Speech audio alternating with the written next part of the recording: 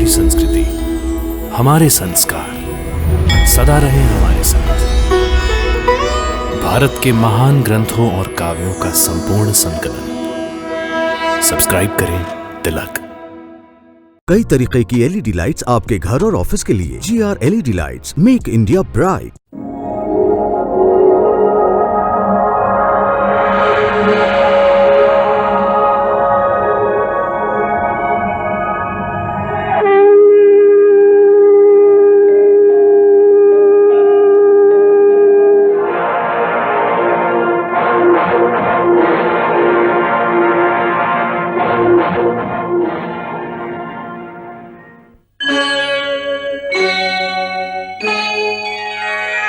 कृष्णा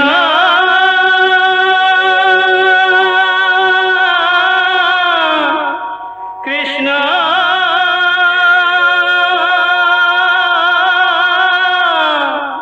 हरे कृष्णा हरे हरे।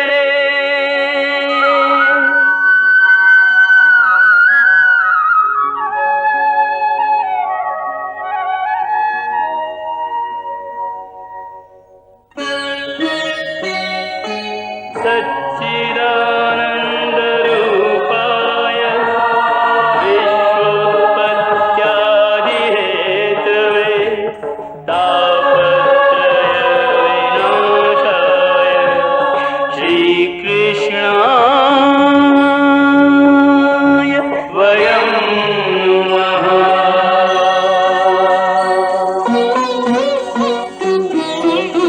श्रीकृष्ण गोविंद हरे मुरारे, हे नाथ नारायण वासुदेव। हरे कृष्ण राधे राधे कृष्ण कृष्ण कृष्ण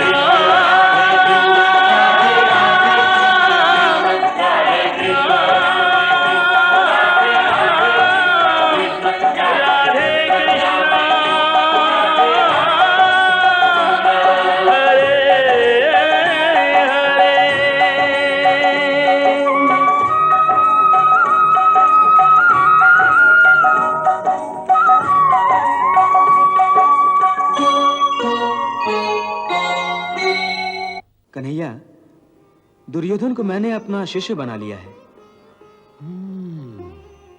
परंतु उसकी शिक्षा समाप्त होते ही मैं द्वारिका लौट आऊंगा। यहाँ पल भर भी नहीं रुकूंगा। सचमुच आप कितने भोले हैं ताऊ भैया। औरों की बातों में आकर अपनों को छोड़कर पराये लोगों में निवास कर रहे हैं। आपने कहा था सुभद्रा और अर्जुन का संबंध होगा, परंतु मुझे तो उसके कोई लक्षण दिखाई नहीं देते। ये संबंध तो अवश्यंभावी है देवी। इस कौरव और पांडव वंश का जो महाविनाश होने वाला है, उस महाविनाश के खंडहरों में एक ही फूल बचेगा, और वो फूल सुभद्रा के गर्भ से पैदा होने वाला है। मेरी रक्षा करो भैया। नहीं, कृष्णा।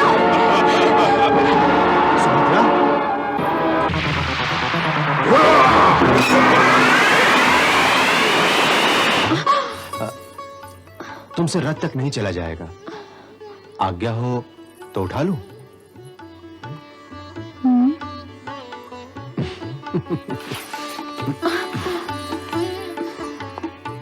मेरे प्रश्न का उत्तर नहीं दिया।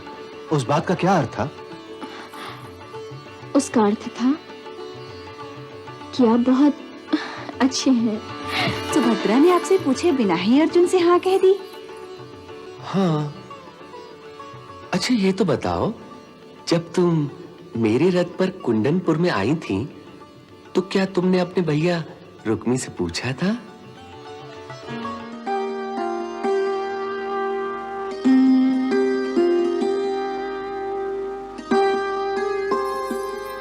सुभद्रा, सुभद्रा, सुभद्रा। भाभी, आप किसके विचार में खोई हुई थी तुम? किसी के भी नहीं भाभी, किसी के भी तो नहीं। सच सुभद्रा, मैं सब समझ सकती हूँ। अब तुम विवाह के योग्य हो गई हो, कदाचित अपने पति के बारे में ही सोच रही होंगी। वैसे सुभद्रा, मैंने तुम्हारे भैया को बोल दिया है कि अब शीघ्र से शीघ्र सुभद्रा का विवाह करा दिया जाए। अब ऐसी भी क्या शीघ्रता है भाभी? अरे, तुम युवा हो गई हो, विवाह की उपयुक्त आयु है। और कितने राजाओं और सम्राटों ने पत्र लिखे हैं, वे सब तुमसे विवाह के इच्छुक हैं। वासुदेव वही पत्र पढ़ रहे हैं।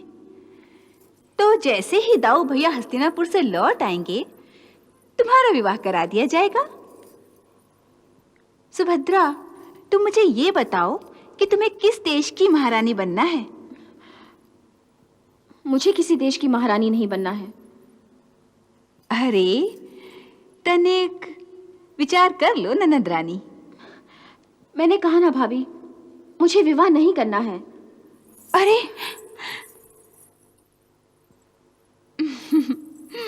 अरे, तो क्रोधित क्यों होती हो? मैं वासुदेव को बता दूंगी कि सुभद्रा को विवाह नहीं करना है। वे तो गांडीवधारी अर्जुन के बारे में कुछ सोच रहे थे। गांडीवधारी अर्जुन?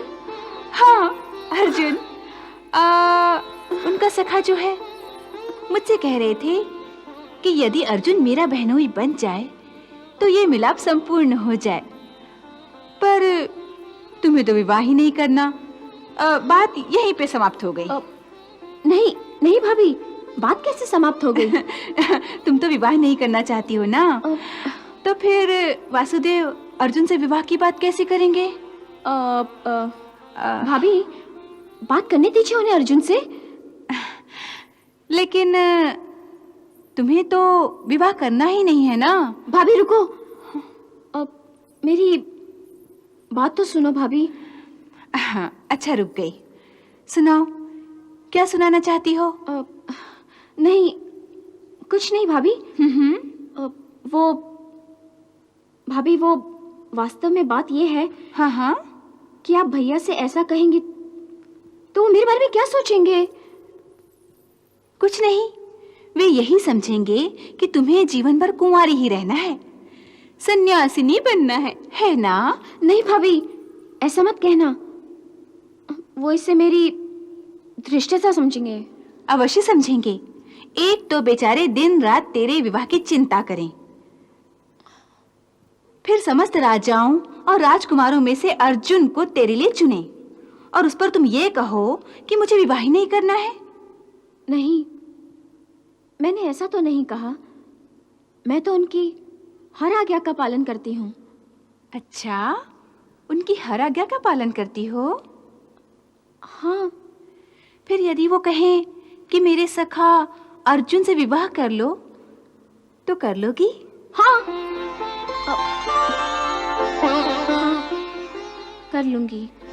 वे कहेंगे इसलिए करोगी, या अपने मन में हमेशा अर्जुन अर्जुन की माला जपती रहती हो इसलिए नहीं करोगी? जाओ भाभी, मैं तुमसे नहीं बोलती।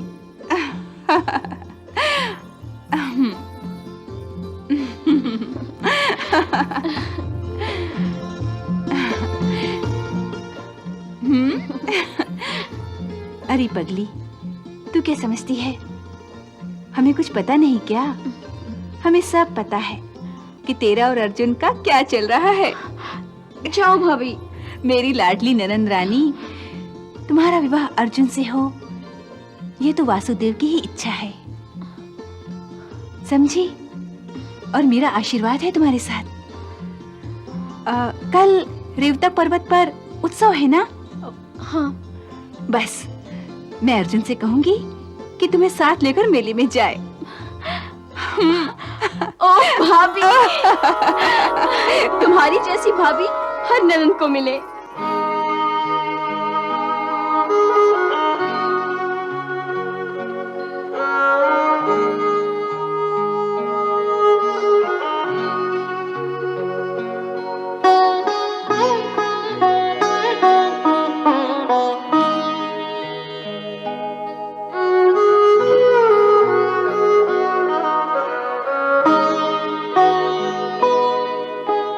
स्तब्ध निशा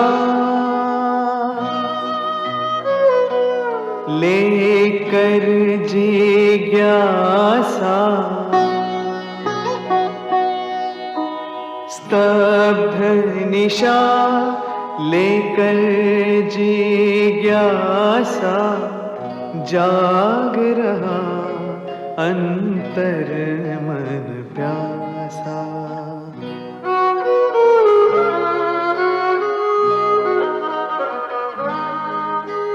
हृदय निकट है, प्राण निकट है,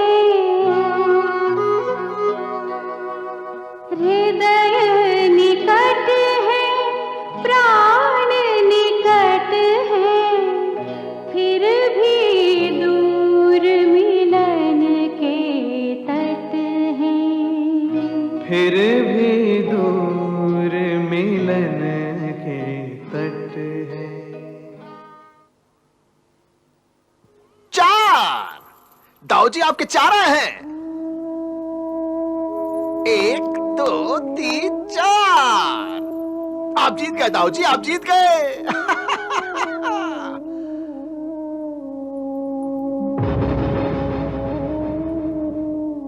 दाऊजी, दाऊजी,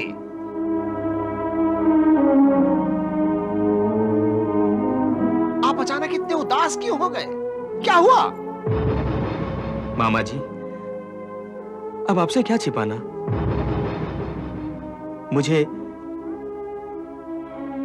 मुझे हर पल मेरे द्वारिका की याद आ रही है। इतने दिनों तक मैं अपनी द्वारिका से दूर कभी नहीं रहा। अब मुझे मेरे अपनों की याद आ रही है। दाऊजी, हम भी तो आपके अपने ही हैं। हाँ हाँ, आप, दुर्योधन, सारे कौरव मेरे अपने हैं, परंतु हस्तिनापुर नगरी तो मेरी अपनी नहीं है। मेरे अपने परिवार वाले यहां नहीं हैं। मेरे अपने यादव कुल के लोग यहां नहीं हैं। यादवों की याद आती है और मेरा मन अशांत हो जाता है।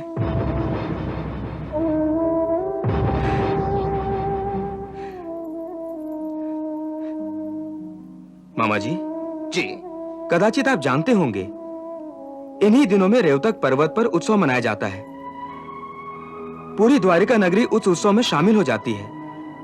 श्रेष्ठ कनिष्ठ यादव और यादव कन्याएं इस उत्सव का लाभ उठाते हैं। मानो पूरी द्वारिका इस उत्सव के कारण चेतनामय हो जाती है। और इसी उत्सव के दरमियान मैं यहां हस्तिनापुर में हूं। ऐसा पहले कभी नहीं हुआ था। हो सकता है कि इसी वजह से मेरा मन अशांत होता हो। दाऊजी, थोड़े ही समय में दुर्योधन की शिक्षा समाप्त हो जाएगी, तब आप द्वारका चले जाइएगा। मामा जी, दुर्योधन की शिक्षा अधूरी छोड़कर द्वारिका चले जाने का भय आप अपने मन से निकाल दीजिए। परंतु जैसा मैं दुर्योधन की शिक्षा अधूरी नहीं छोड़ सकता, वैसे ही द्वारिका और रेवतक पर्वत पे होने वाले उत्सव को भी नहीं भूल सकता।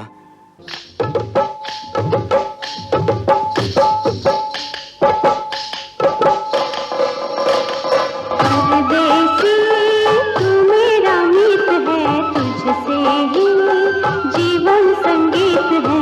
अंतर में अंतर की प्रीत है, कहने का अवसर पुनीत है।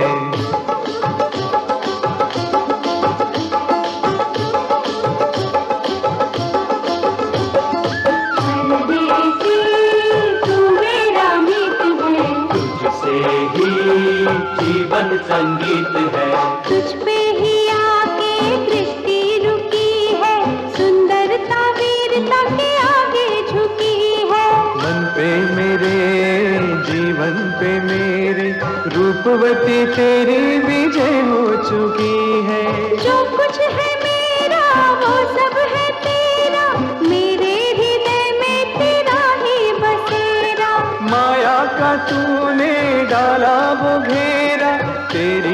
नगरी में डाल दिया डेरा।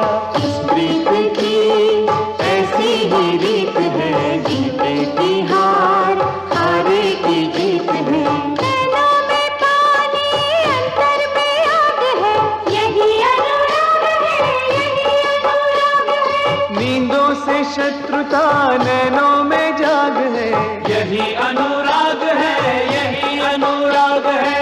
हाथों में जिसके लक्ष्य भरे बाण है, वही मेरा प्राण है, वही मेरा प्राण है। अधरों पे जिसके मोहक मुस्कान है, वही मेरी आशा, वही मेरा ध्यान है।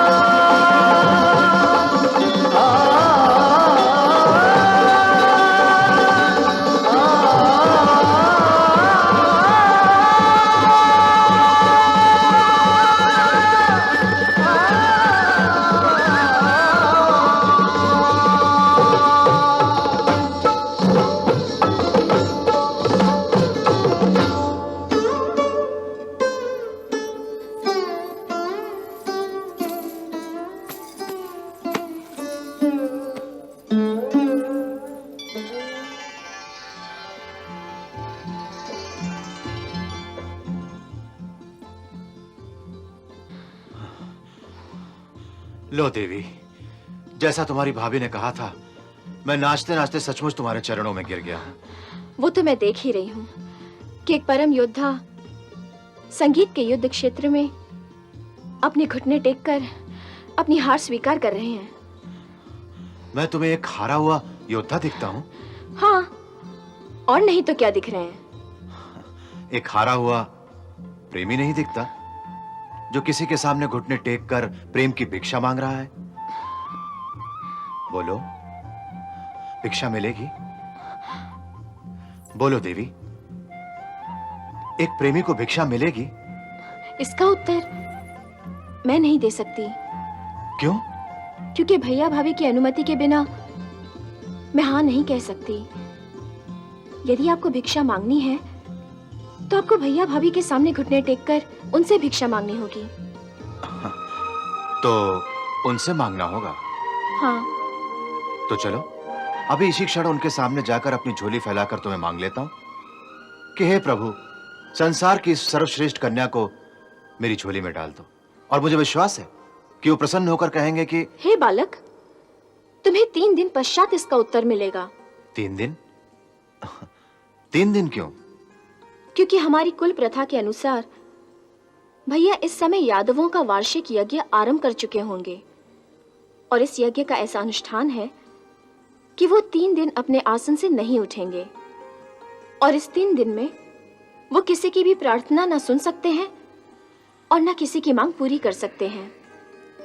इसलिए आपको 3 दिन तक प्रतीक्षा तो करनी ही पड़ेगी। ये 3 दिन कैसे कटेंगे? मैं बताऊं? बताओ। आप भी यज्ञशाला में जाकर वहीं बैठ जाइए। कुछ वेद मंत्र सुनने को मिलेंगे, उससे मन पवित्र होगा और 3 दिन भी कट जाएंगे। विचार बुरा नहीं है देवी। वहीं बैठकर कुछ भक्ति में ध्यान लगाएंगे तो विरह के कारण जो मन में अशांति रहती है वो कुछ तो कम हो जाएगी। और हम आपके बिना 3 दिन कैसे बिताएंगे? अपनी भाभी की गोद में।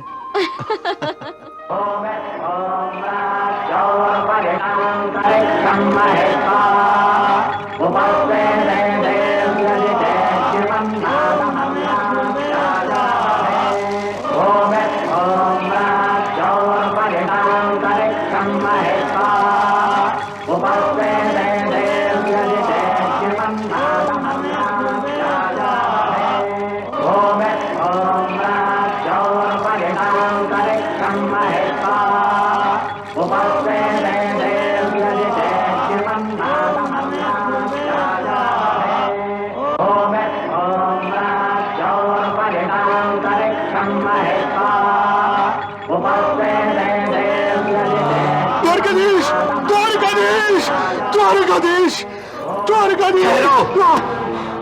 ठहरो ब्राह्मण देवता, कहाँ जा रहे हो? द्वारिकाधीश से मिलने। मुझे मत रोको, मैं इसी क्षण से साक्षात्कार करूंगा। देखते नहीं ब्राह्मण देवता, द्वारिकाधीश इस समय प्रजा कल्याण यज्ञ का अनुष्ठान कर रहे हैं। प्रजा कल्याण यज्ञ का अनुष्ठान हो और प्रजा कष्ट में है। मुझे मत रोको, मुझे मत रोको। मेरी विपदा यज्ञ से बढ़कर है। मुझे जाने दो, ठहरो, जाने दो, ठहरो। मुझे जाने दो, मुझे जाने दो, मुझे जाने दो।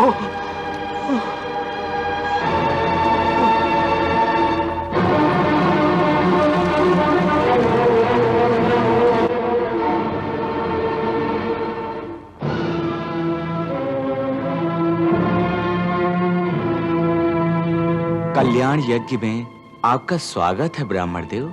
स्वागत तो उसका होता है जो निश्चिंत हो। मैं विपत्ति का मारा हुआ द्वारिका का एक ब्राह्मण हूं।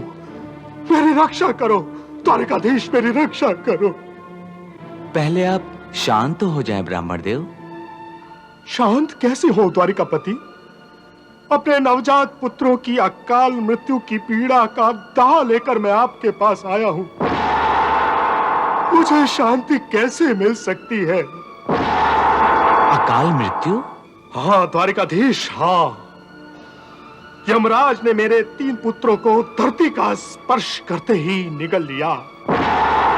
अब तो मुझे ऐसा लगता है कि इस द्वारिकापुरी में कोई धनुषधारी क्षत्रिय नहीं बचा है जो हम ब्राह्मणों की रक्षा कर सके। ऐसा कैसे हो सकता है ब्राह्मण देव? ऐसा हो चुका है द्वारिकाधीश। आपके राज्य में माता पिता के जीवित रहते हुए उनके पुत्रों के प्राण हरण हो चुके हैं और आप इस यज्ञ में आहुति देकर धर्म पालन का नाटक कर रहे हैं। अब तो मुझे पूरा विश्वास हो गया है कि ब्राह्मण द्रोही, धूर्त, कृपण और विषय वासना में लिपटे हुए राजवंश के कर्म फल के कारण ही मुझे पुत्र शोक का दंड मिला है, दंड मिला है। ये मिथ्यारोप है ब्राह्मण देवता। मिथ्यारोप? आप इसे मिथ्यारोप कहते हो द्वारिकाधीश? मैं आपके राजमहल के द्वार पर अपने 3 नवजात पुत्रों की लाश को रख चुका हूं। मेरा हृदय प्रदीर्ण हो चुका है और आप इसे मिथ्यारोप की संज्ञा दे रहे हैं। परंतु ये मेरे सुनने में नहीं आया ब्राह्मण देव। कैसे आ सकता है? कैसे आ सकता है द्वारिकाधीश? आपके चाटुका सेवा की सत्य को आप तक कैसे पहुंचाते हैं? जानते हैं, हिंसक, दुष्चरित्र और अजितेंद्र राजा को स्वामी मानकर पूजने वाली प्रजा को भी मेरे ही जैसे दुखों का सामना करना पड़ता है। उनके द्वार पर संकटों के पहाड़ खड़े रहते हैं। वही भोग मैं भी भोग रहा हूं द्वारिकाधीश, मैं भी भोग रहा हूं। आपकी पीड़ा निश्चय ही एक बड़ी दुर्घटना है। दुर्घटना? आप इसे दुर्घटना कहकर मत टालिए द्वारिकाधीश। बहाने तो वो ढूंढते हैं जो नपुंसक होते हैं। आप इस क्षण मेरे साथ चलिए। मेरी धर्मपत्नी अपनी चौथी संतान को जन्म देने वाली है। यमदूत मेरे द्वार पर खड़े हैं। कहीं ऐसा ना हो कि उसके भी प्राण भी हरण कर ले जाए और मैं पुकार ही करता रह जाऊं।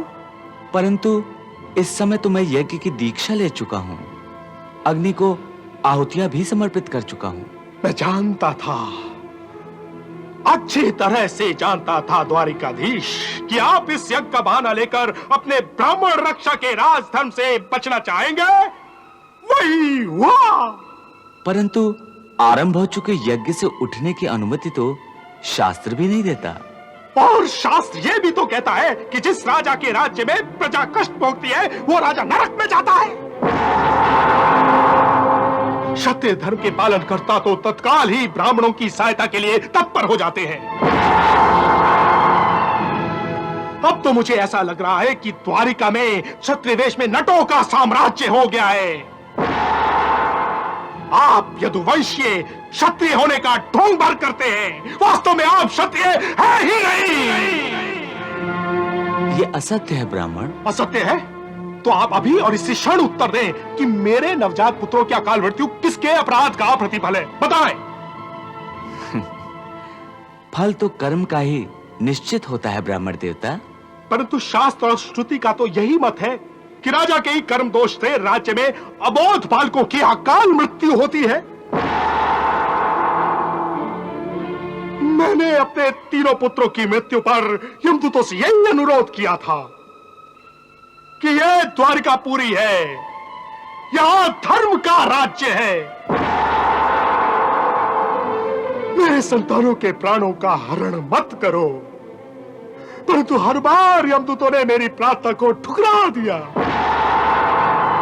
इसका सीधा अर्थ यही है कि द्वारिका में अधर्म का राज्य है। जिस राजा के राज्य में पिता के सामने उसके पुत्र की मृत्यु हो जाए, वो राजा अधर्मी है, पापी है।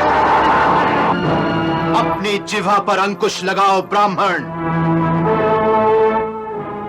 तुम किसे पापी कह रहे हो?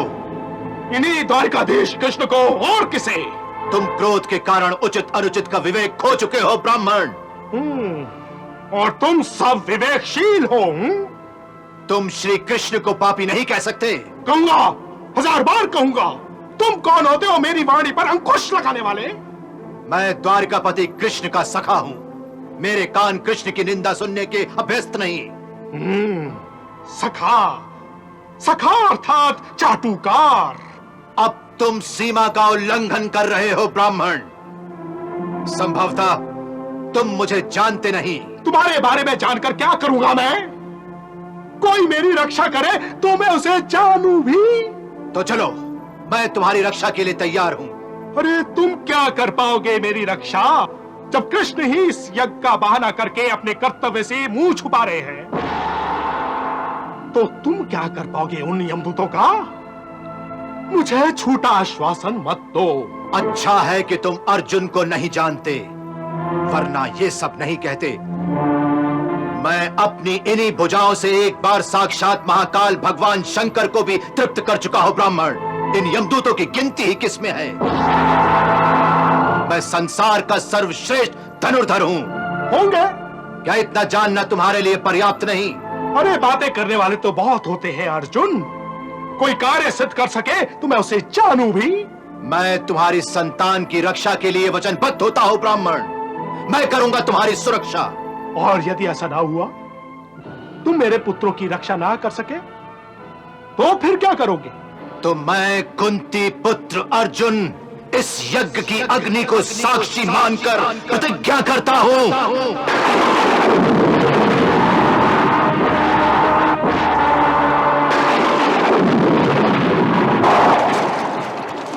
यदि मैं इस ब्राह्मण की संतान की रक्षा न कर पाया तो अग्नि में प्रवेश कर अपने प्राण त्याग दूंगा।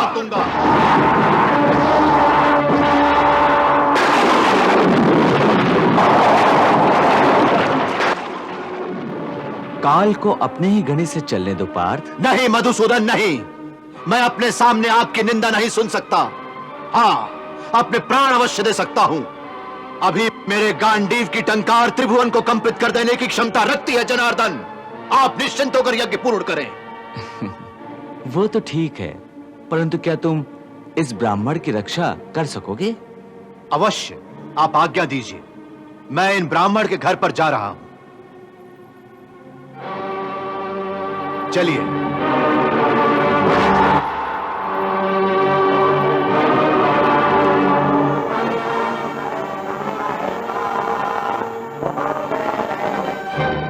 भाभी, भाभी, भाभी, क्या हुआ सुभद्रा? भाभी, पार्थ को रोक लीजिए। भाभी, पार्थ को रोक लीजिए। सुभद्रा, तुम इतनी उलझन में क्यों हो? भाभी, कुंती पुत्र ने बड़ी कठिन और असाध्य प्रतिज्ञा कर ली है। यदि वे उस ब्राह्मण की संतान की रक्षा न कर सके तो अनर्थ हो जाएगा। मेरा तो कल्पना करके ही हृदय बैठा जा रहा है। अच्छा, तो क्या मेरी ननद रानी को पार्थ के पौरुष पर विश्वास नहीं है क्या? विश्वास तो है भाभी, परंतु ऐसी भीषण प्रतिज्ञा करने की क्या आवश्यकता थी? अरे पगली, पार्थ अजेय हैं, क्षत्रिय धर्म के जानकार हैं, आर्यावर्त के सर्वश्रेष्ठ धनुर्धारी हैं। वो अवश्य ही अपने प्रण के पालन में विजयी होंगे। तुम चिंता न करो। मैं भाभी भाभी मैं अवश्य हो रही हूँ। अच्छा बताओ, तुम पार्थ से प्रेम करती हो ना? अतिशय। और जानती हो प्रेम का दूसरा नाम क्या है? नहीं। विश्वास, पूर्ण विश्वास। हाँ।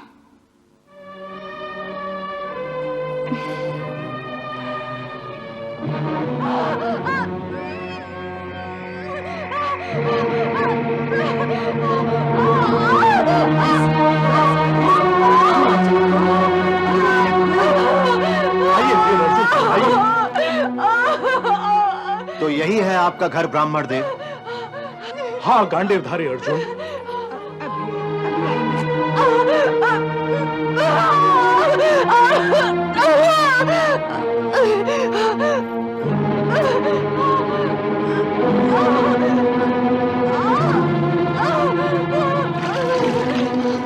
कैसी है मेरी पत्नी मौसी? उसके प्रसव का समय निकट आ गया है।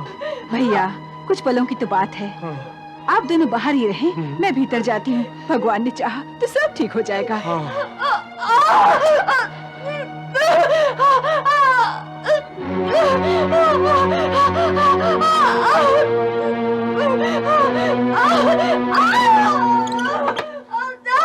बेटी बस बस,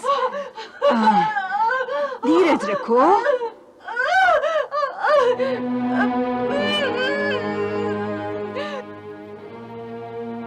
हे गांडीवधारी अर्जुन, मेरी आपसे विनती है कि आप अपनी शक्ति और सामर्थ्य से मेरे संतान की रक्षा कीजिए। निश्चिंत हो जाओ ब्राह्मण देवता, कोई चिंता न करो। हिम्मत से काम लो बेटी, हिम्मत से काम लो।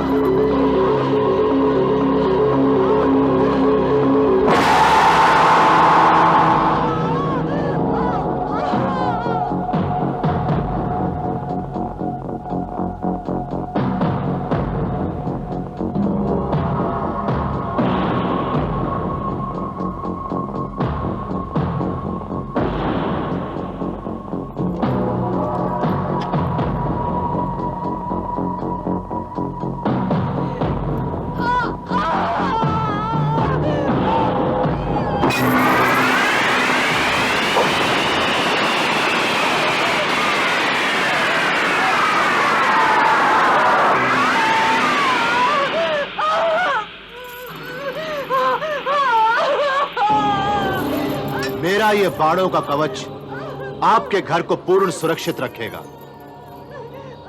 ये दिव्यास्त्रों का कवच है जिसे भेद कर कोई शक्ति आपकी पत्नी के प्रसूति गृह तक नहीं जा सकती है।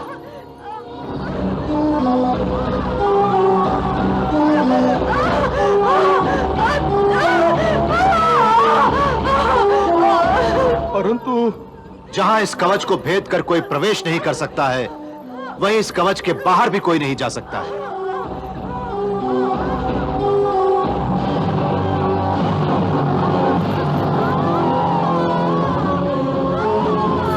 पलों की बात है। बस।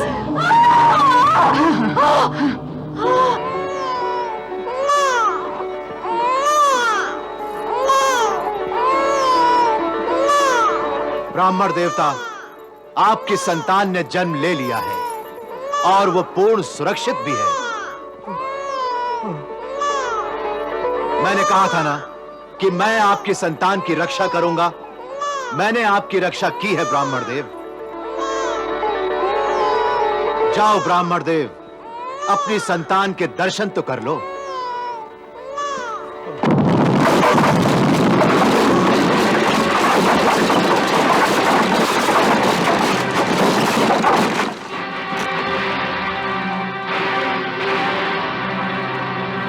सावधान, कौन है वहां? बच्चा, देव मेरे बच्चे को उठा कर ले गए।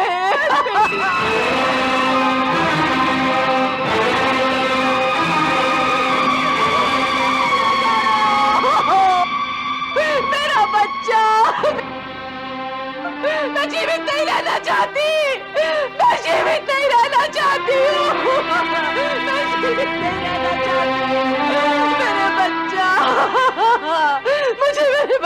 साथ ले जाओ। मुझे मेरा बच्चा दे दो।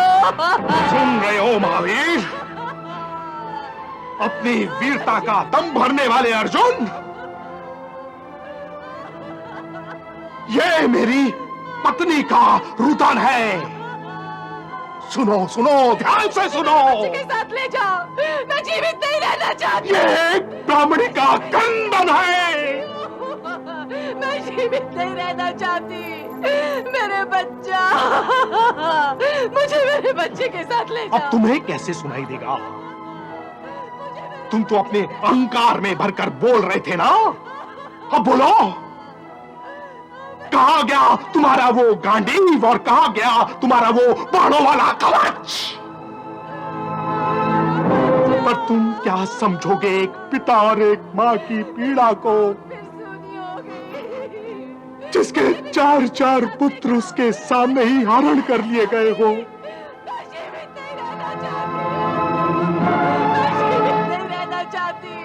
तुमने मुझसे जो असत्य कहा था कि तुम साक्षात यमराज का भी सामना कर सकते हो, तुम्हारा दम था केवल। तुमने मुझसे जो असत्य कहा था उसका तुम्हें दंड भोगना पड़ेगा मूर्ख। कहां गई तुम्हारी वो बड़ी बड़ी बातें और कहां गई तुम्हारी वो रक्षा करने वाली प्रतिज्ञा?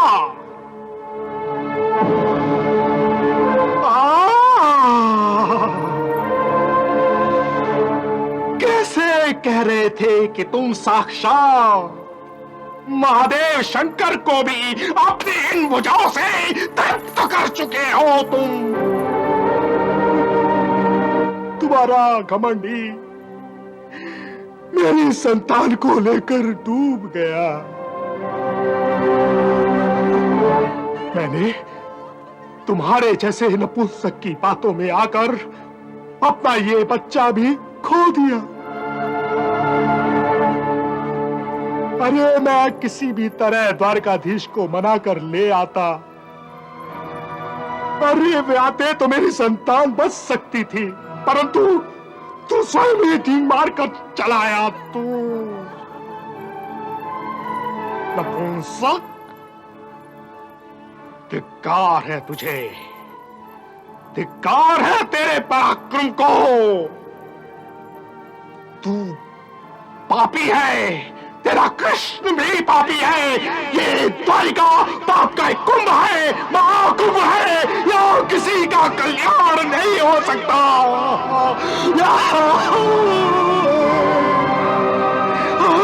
मेरा बच्चा, मेरे बच्चा।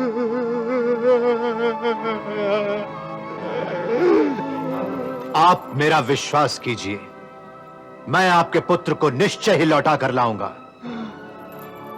फिर वही अहंकार, अरे जिसे प्रारब्ध ने मुझसे छीन लिया।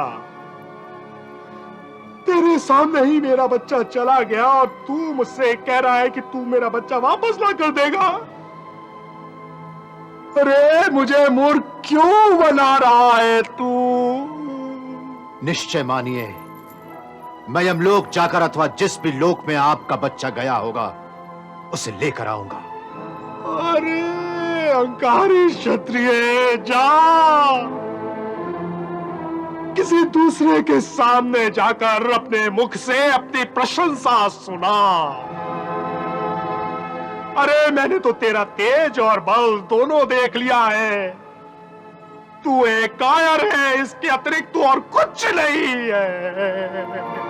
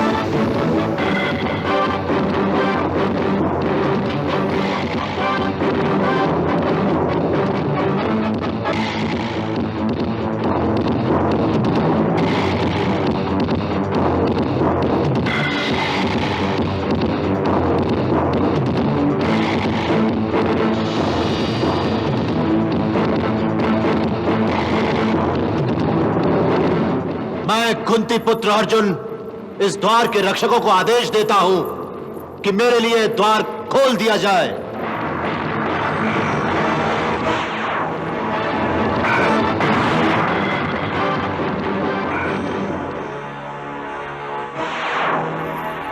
हे मानव, ये संयमनीपुरी का द्वार है। यहां यमराज का शासन है। ये स्थान मृत्युलोक के प्राणियों के लिए वर्जित है। यहां कोई सदैव प्रवेश नहीं कर सकता। तुम्हारा अभी इस द्वार में प्रवेश करने का समय नहीं आया है, इसलिए तुम वहीं लौट जाओ जहां से आए हो। परंतु मैं वैष्णवी विद्या का स्नातक हूं और उसी विद्या के सहारे मैं यहां तक आया हूं। तुम्हें मेरे लिए द्वार खोलना ही पड़ेगा। संयमनीपुरी के द्वार यमराज की आज्ञा के बिना नहीं खुलते, इसलिए तुम वहीं लौट जाओ जहां से आए हो। मैं उस ब्राह्मण पुत्र को वापस लिए बिना नहीं जा सकता जिसे मैंने आकाश में उड़ते हुए देखा था। द्वार खोल दो। हठ ना करो मानव, मैं फिर कह रहा हूं, जहां से आए हो वहीं लौट जाओ। ये द्वार नहीं खुलेंगे, नहीं खुलेंगे ये द्वार।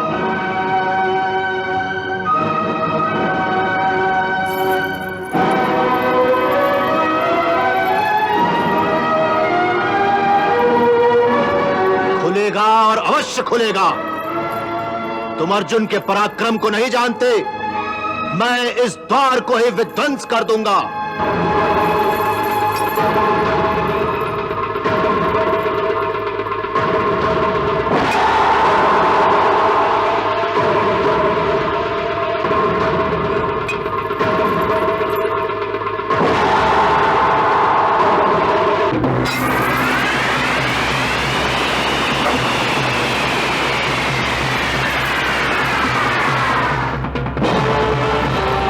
अब मैं विवश हो गया हूं ब्रह्मास्त्र चलाने पर।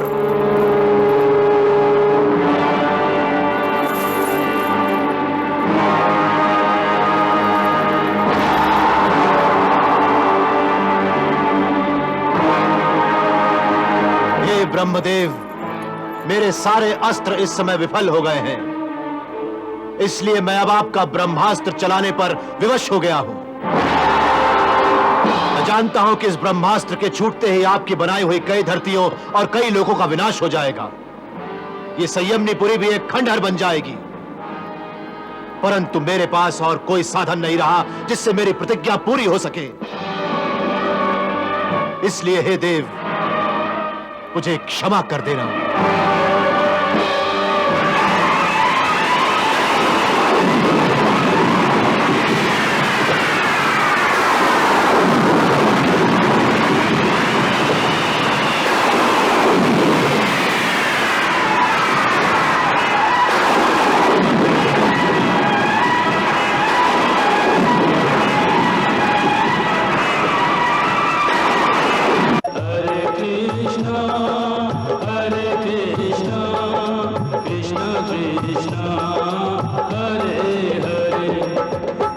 कृष्णचरितं गुणानुवादं तत्प्रेरणा अहं करोमि।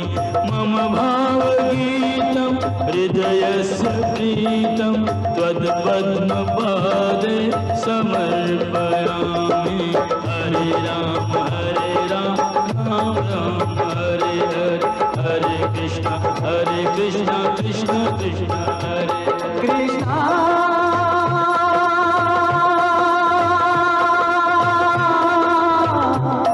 कृष्णा